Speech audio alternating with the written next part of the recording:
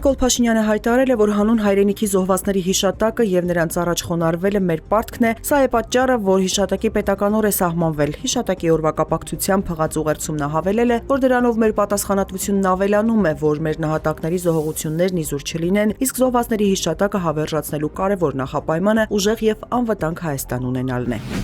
44-օրյա պատերազմի զոհերից Հարություն Հարությունյանի հայրը Եռաբլուրում լրագրողների հետ զրույցում ասել է, առավոտյան ժամը 6-ից է գնացել, որպեսզի թույլ չտա Նիկոլ Փաշինյանն այցելի իր որդու Շիրիմին։ Եկել էի խոչընդոտեի, որ իմ տղայի Շիրիմին կոնկրետ չմոտենար, ես չեմ ուզում, որ ինքը հարամի իմ տղայի Շիրիմը, որովհետև այստեղ ուրիշ գաղափարի տեր են եղել։ Գիտենք ինչի համար են գնացել ու կյանք տվել, ասել է զոհվածի հայրը։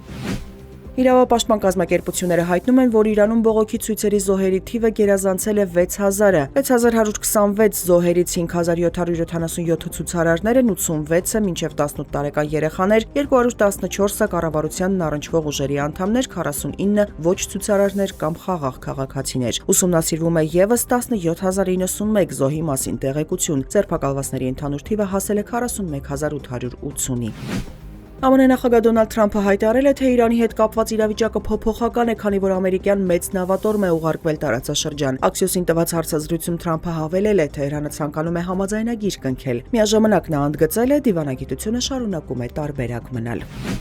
Միացյալ Նահանգներում ձնաբքի հետևանքով զոհերի թիվը հասել է առնվազն 30-ի, ավելի վաղ հաղորդվել էր սառնամանիքների պատճառով 26 մարդու մահվան մասին։ Նոր զոհերի մասին հաղորդվել է Լուիզիանա, Միսիսիպի, Նյու Ջերսի, Հարավային Կարոլինա եւ Կենտուկի նահանգներից։ Առնվազն 21 նահանգում արտակարգ դրություն է հայտարարվել։ Նյու Յորքում հանրակրթական դպրոցները կփակվեն։